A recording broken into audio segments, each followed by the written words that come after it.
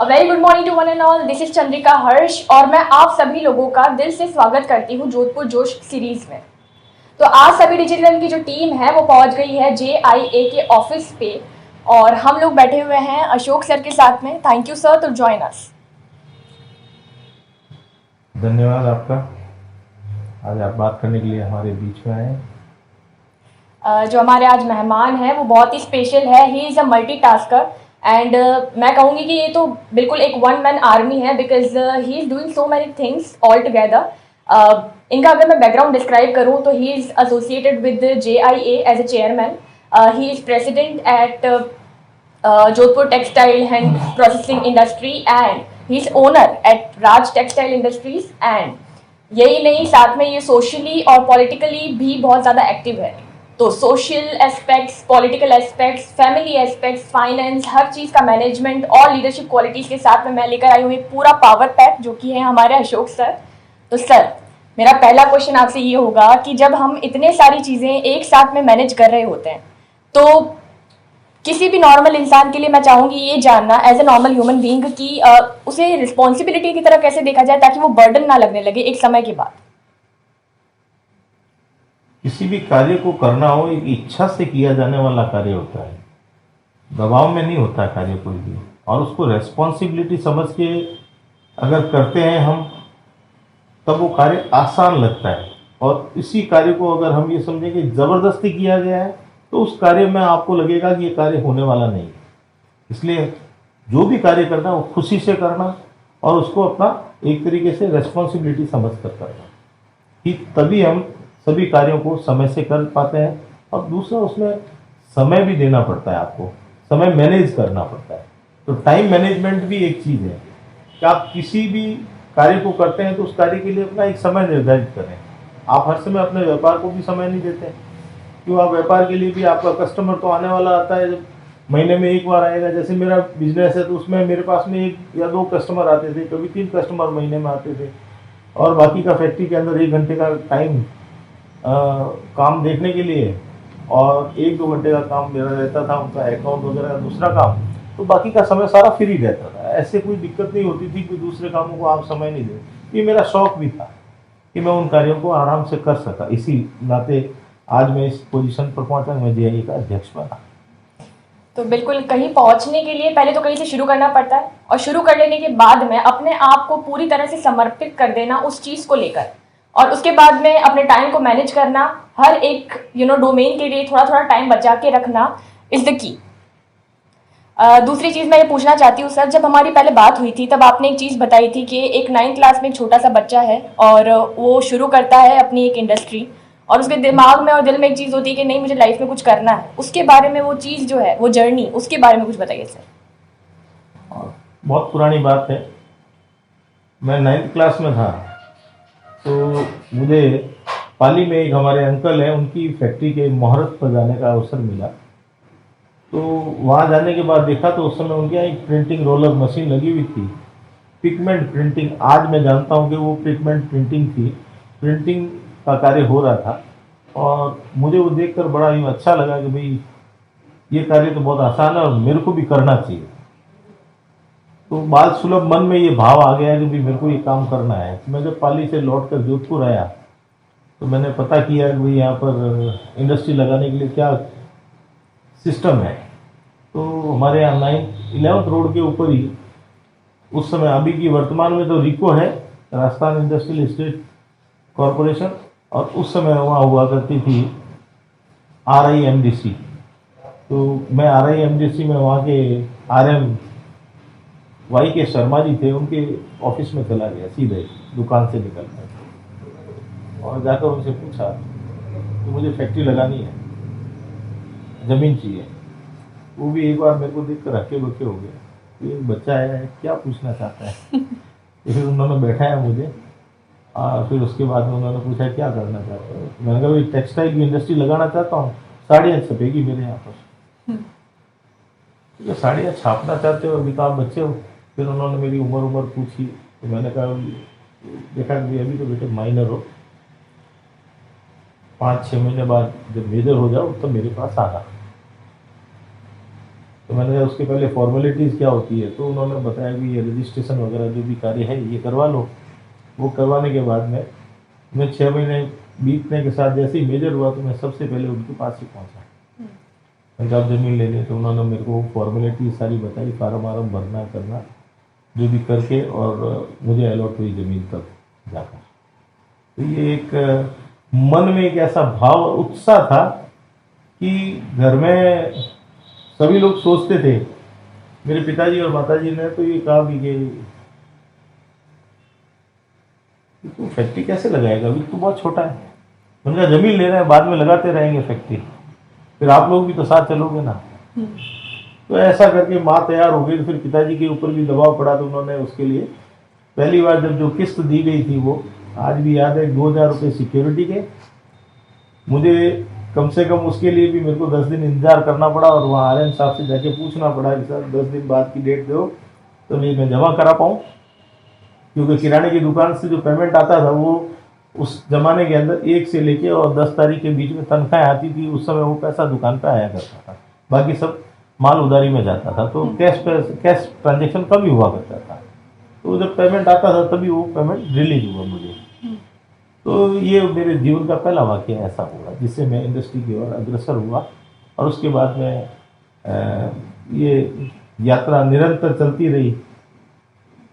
और जिस दिन मैंने फैक्ट्री की ज़मीन का मुहूर्त किया, बस मुहूर्त वाले दिन ही मेरे साथ में एक नए पार्टनर ने ज्वाइन किया, जिनसे मैं खाली उनकी स्कूटर की चाबी मांगने के लिए गया था। मेरे दुकान के सामने सी रोड के ऊपर किराना की उनकी भी किराने की दुकान थी, उनके पास गया तो उन्होंने कहा क्या कर रहा है, मैं टेक्सटाइल का काम कर रहा हूँ। अच्छा चलो मेरे साथ, तो मैं भी चलूँगा, देखता हूँ क्या करता है।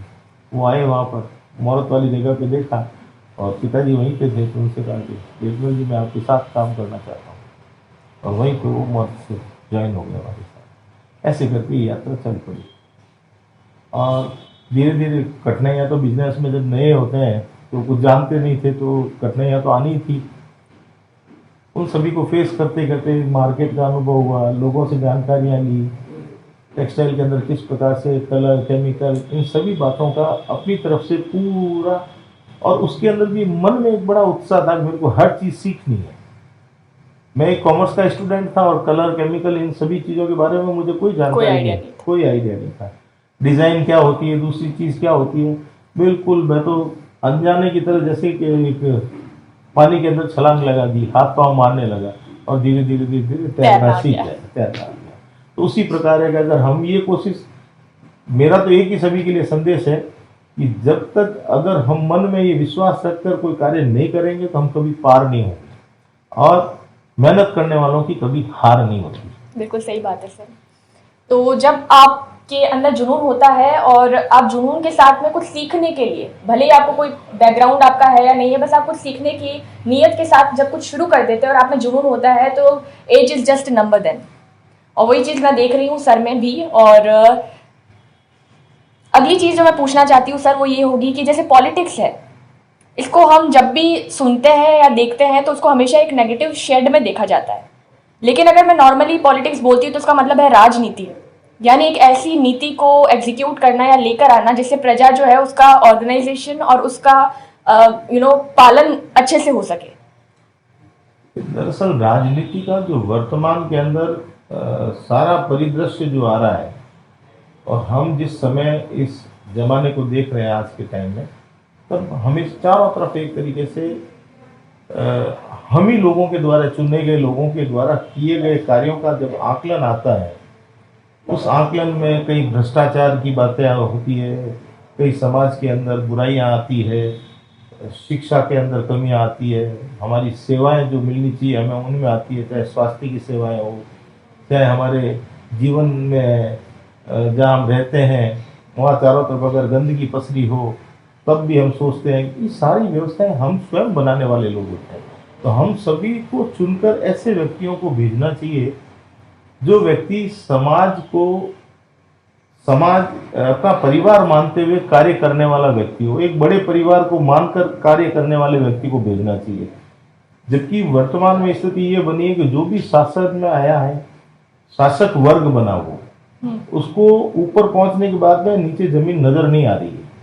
और जब ये स्थितियां हैं, इसको राजनीति नहीं कहते। राजनीति का अर्थ है हम ही लोगों के द्वारा, हम लोगों ने एक लोकतांत्रिक प्रणाली से कुछ लोगों को चुनकर भेजा जो हमारी सारे व्यवस्थाओं की तरफ ध्यान दें, प्लस राष्ट्र की एकता, अखंडता और राष्ट्र को परम वैभव की ओर ले जाने का वो कार्य करें। इस नाते हम लोगों ने उन लोगों को चुना। पर जब हम लोग रोज प्रतिदिन अखबारों में ये पढ़ते हैं, तो जो शासक वर्ग है वो निरंतर जिस प्रकार की गलतियां करते हुए आ रहे थे, तो वर्तमान में जो शासन चल रहा है उन गलतियों को वापस ठीक करने में लगा है।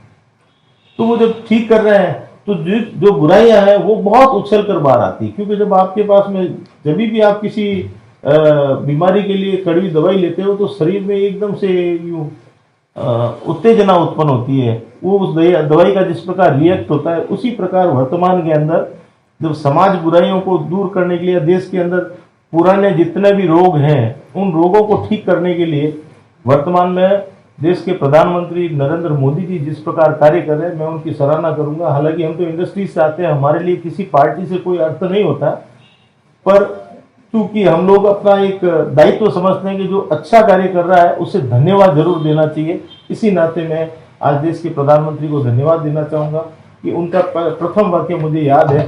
उन्होंने कहा कि भ्रष्टाचार और समाज में फैले व्याभिचार के विरुद्ध अगर लड़ना है, तो लोगों ने उनसे कहा था ये बहुत बड़ा कार्य है, आप अकेले नहीं लड़ पाओगे। तो उनका एक वाक्य था कि अंधेरा बहुत घना है, पर दिया जलाकर तो देखो मित्रों। तो इससे वो कुछ ना कुछ तो कार्य करेगा ही अपना। इसी प्रकार वो दिया जला है तो हजारों दिए और भी जल पड़े हैं। और अब आज के दिन में युवा भी उनके साथ में आए हैं। वो भी सोचते हैं कि देश के अंदर जिस प्रकार से वातावरण सुधर रहा है देश का, देश के युवा जब बाहर जाते हैं देश से, तो वहाँ पर एक भ्रष्टाचारी देश से आने वाले व्यक्ति का किस प्रकार सम्मान होता है, और जब उस भ्रष्टाचार को मिटाने वाले, संकल्प लेने वाले देश के नाते अगर हम बाहर जाते हैं, तब हमारा किस प्रकार से सम्मान होता है। ऐसा कई हमने युवाओं से उनके अनुभव सुने। क्योंकि इंडस्ट्री में बैठे हैं, वो जब बाहर जाते हैं, आते हैं तो कहते हैं यार, पहले जाते थे तो कहते हैं यार क्या हिंदुस्तान आपका, खूब भ्रष्टाचार होता है वहाँ। अब वहाँ जाते हैं तो कहते हैं हाँ, तो यार काफ़ी काम हो रहा है भ्रष्टाचार को मिटाने के लिए। आपके प्रधानमंत्री, जबकि पूर्व के प्रधानमंत्रियों के नाम तक नहीं जाना करते थे, आज हमें खुशी है कि हमारे देश के प्रधानमंत्री को पूरी दुनिया के अंदर नाम से जाना जा रहा है। ये बहुत ही बड़ा कार्य हुआ है देश के लिए। हम तो चाहें कि राजनीति ऐसी होनी चाहिए हमारे लिए। बिल्कुल सर, एक लोकतांत्रिक प्रणाली के वजह से एक राजनेता बनता है, और राजनेता जब अपनी नीतियां भूल जाता है, अपनी नैतिकता भूल जाता है, तो आ जाता है अंधकार। सत्ता के लोभ में ये जो अंधकार है, ये पूरे विश्व के लिए, पूरी प्रजा के लिए नुकसानदायक हो सकता है। ये सिर्फ एक नेशन वाइड नहीं है, ये इंटर रिलेटेड जो हमारी पूरी ग्लोबल वर्ल्ड के ऊपर इसका इम्पैक्ट देखने के लिए मिलता है। पर हमारे मोदी जी ने जैसे कि बोला है कि एक दिया लगा है, तो अब धीरे धीरे रोशनी आएगी, और उस रोशनी का इम्पैक्ट हम लोग देखने वाले हैं, जो कि हमारी ये जो 5 ट्रिलियन इकोनॉमी के बारे में सर ने बताया है, और हम लोग डेफिनेटली ये चीज़ अचीव करेंगे अपनी लाइफ में। अगला क्वेश्चन मेरा सर आपसे ये होगा कि मैं JIA जोधपुर इंडस्ट्रियल एसोसिएशन के बारे में थोड़ा बहुत जानना चाहती हूँ, उसके फ्यूचर प्लान्स के बारे में कुछ जानना चाहती हूँ सर। हमारा विजन क्या है?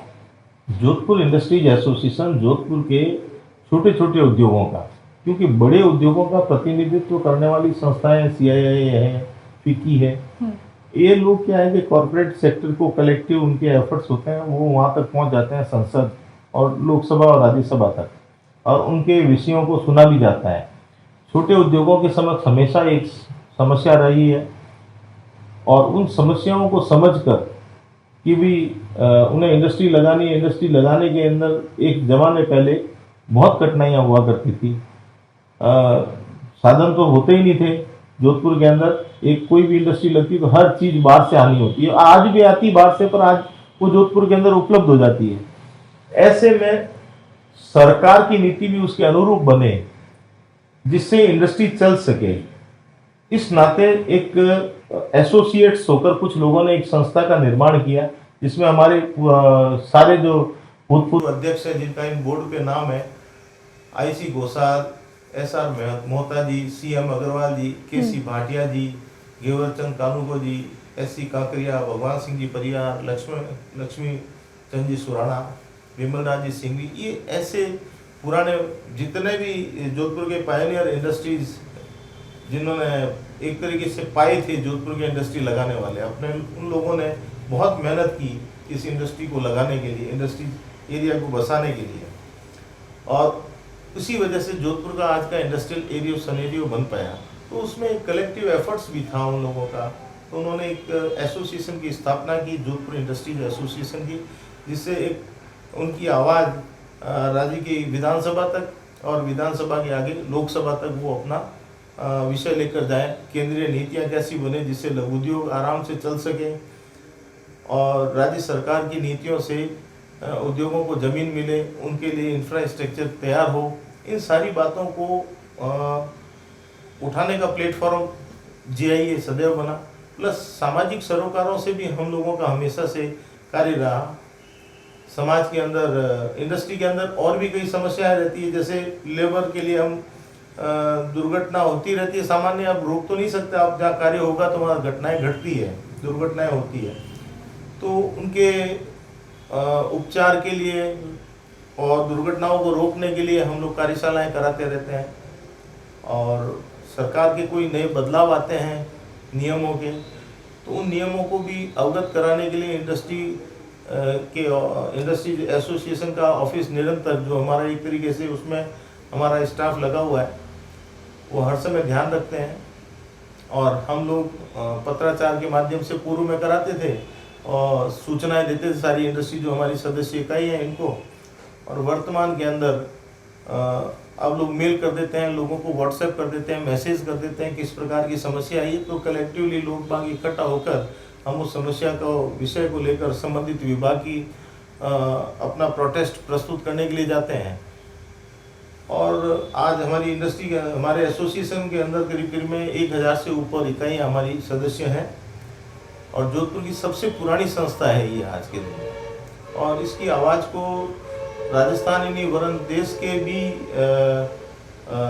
लोकसभा तक में वहाँ जाना जाता है कि जोधपुर इंडस्ट्रीज एसोसिएशन जोधपुर की एक बहुत पुरानी संस्था है।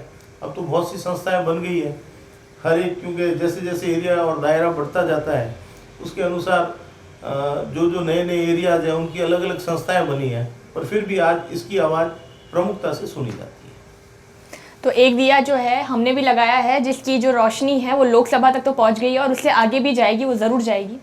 और अच्छी बात यह है कि जब एक आदमी सपना देखता है ताकि वो सोशल इम्पैक्ट जो है, या मतलब सोसाइटी के अंदर एक एक अच्छा काम कर सके, उन्हें उनकी जो प्रॉब्लम्स है उनको सॉल्व कर सके, इसके लिए वो एक सपना देखता है। Definitely financial aspects are there, और अपने अंदर वो कुछ क्वालिटीज़ डेवलप करता है, जैसे कि risk taking abilities, decision making and everything. इतना काम करने के बाद में बनते हैं हम लोग एंटरप्रेन्योर। और ऐसे एंटरप्रेन्योर्स के लिए सर आप लोगों ने ये जो काम किया है ये बहुत मायने भी रखता है और इसका इम्पैक्ट बहुत अच्छा होने वाला है। बिल्कुल सर। अगली चीज़ मैं पूछना चाहती हूँ सर, और मेरा ये लास्ट क्वेश्चन है आपसे, मैं जानना चाहती हूँ कि डिजिटल मीडिया जो है, ये जो डिजिटल मार्केटिंग है, इसका क्या इम्पैक्ट आपको लगता है कि कैसे ये बिजनेसेस के लिए इम्पोर्टेंट हो सकता है to set a visibility level for them? देखो, डिजिटल मार्केटिंग ने आज के दिन में एक तो दूरियां खत्म कर दी, सबसे बड़ा कार्य तो ये किया कि एक समय पहले जोधपुर से होने वाले एक्सपोर्ट में यहाँ से फैक्स हुआ करते थे, फैक्स से जवाब जाते थे सामने वाले का। एक जैसे हमारे यहाँ पर दिन होता था, वहाँ पर रात हुआ करती थी, तो सवेरे के टाइम वो फैक्स जब अटेंड करके और हमें वापस फैक्स करते थे, तो हमारे यहाँ पर उस समय रात हुआ करती थी। तो ऐसा करके वो 3 दिन से 4 दिन निकल जाते थे एक मैसेज को कन्वे होने में। कम्युनिकेशन बहुत ज़्यादा पुअर थी हमारी, पुअर थी। और एक मतलब जोधपुर से लेके अगर दिल्ली तक कोई कॉल करना हो, या जोधपुर से लेके मैं तो बड़ी बात पाली तक की कॉल करना हो, तो शायद इतना समय लग जाता था कि जितने में आज के दिन में हम 2 बार पाली चले जाकर आ जाए, मतलब इतना समय लग जाता था कॉल करने में। तो वो व्यापार के लिए तो उस समय बहुत कठिनाइयाँ थी ही, और कम्युनिकेशन तो एक तरीके से न के बराबर था। आज कम्युनिकेशन गैप भी मिटा है, तो इससे कई खर्चे भी कम हुए हैं।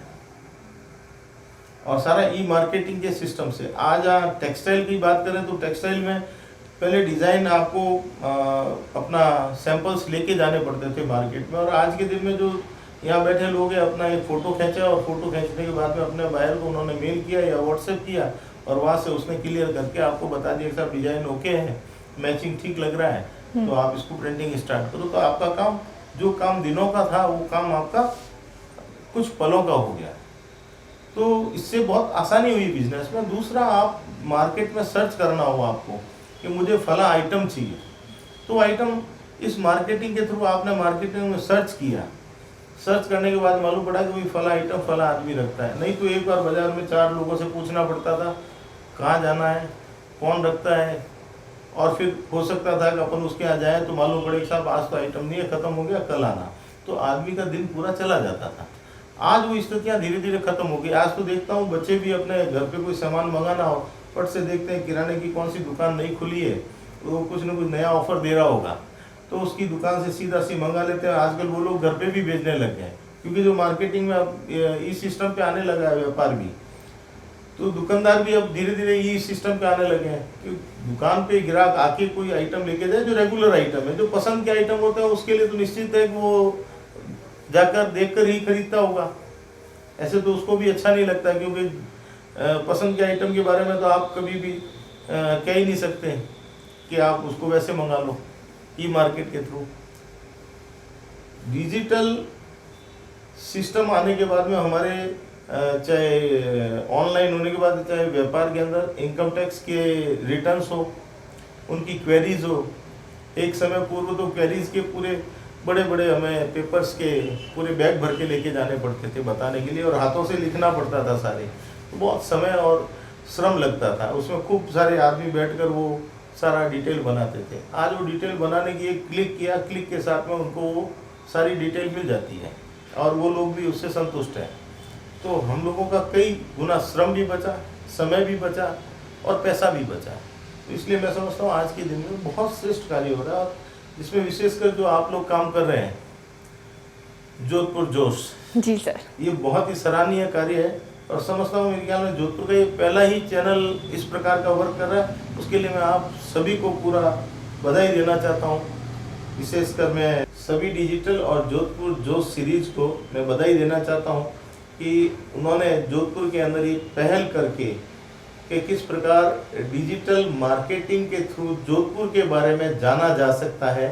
उसमें चाहे जोधपुर का पूरा इंडस्ट्रियल सिनेरियो हो, जोधपुर में सारे घूमने के स्थान, बाहर से आने वाले पर्यटकों को ये जानकारी जोधपुर के बारे में, छोटी छोटी चीज़ों की जानकारी जो आज तक कभी पर्यटकों को भी नहीं थी। पर्यटकों के यहाँ मैंने तो जहाँ तक देखा हुआ है तो जोधपुर के 2 ही प्लेस रजिस्टर्ड हुआ करते थे कि एक तो जोधपुर का किला और दूसरा चित्तर पैलेस। आज जिस प्रकार से ये लोग प्रयास करके जोधपुर के सारे पुराने पर्यटक स्थलों के बारे में जानकारी इस माध्यम से दे रहे हैं, उसके लिए मैं इन्हें बहुत बहुत साधुवाद देना चाहता हूँ। और जिस प्रकार से जोधपुर की छोटी छोटी सारी समस्याओं को लेकर, सारे कार्यों को लेकर किस प्रकार से जोधपुर के अंदर व्यापार, उद्योग, व्यवसाय संचालित हो रहा है, इन सभी जानकारियों का कलेक्शन करके आने वाले लोगों को इसकी सूचना उपलब्ध करवाने का सराहनीय कार्य है। मैं इनका हृदय से साधुवाद करता हूँ, धन्यवाद करता हूँ। Thank you so much sir. आपके जो शब्द हैं हमें बहुत ज़्यादा मोटिवेट कर रहे हैं, और हम लोग जो लेकर आ रहे हैं आप सभी लोगों के लिए, आप लोग जो छोटे छोटे सपने देख रहे हैं एज ए एंटरप्रेन्योर और अपने आप को कहीं लॉन्च करना चाहते हैं, और ऐसे लोग हम लोग आपके लिए लेकर आ रहे हैं ताकि आप लोग पूरे विश्वास के साथ में अपना काम शुरू करें और आपको सफलता की बहुत ऊंचाइयाँ मिले। Thank you sir to join us in our journey. आपसे बात करके बहुत बहुत बहुत अच्छा लगा। बहुत बहुत धन्यवाद आप सभी का, मुझे अवसर दिया बोलने के लिए, इसके लिए मैं आप सभी को बहुत बहुत साधुवाद देना चाहता हूँ। Thank you sir. तो हमारे साथ बने रहिए, मिलेंगे अगले शुक्रवार को फिर से इसी जगह पे और एक नए चेहरे के साथ में होंगे हम लोग। Thank you so much. Please subscribe our channel, do hit like the button. Thank you so much. Like कीजिए, शेयर कीजिए, कमेंट कीजिए और जितना हो सके हमारे साथ में बने रहिए, क्योंकि हम लोग ऐसे ही बहुत सारे लोग आप लोगों के लिए जल्दी से जल्दी लेकर आने वाले हैं। Thank you so much. Jodhpur जोश सीरीज बने रहिए हमारे साथ।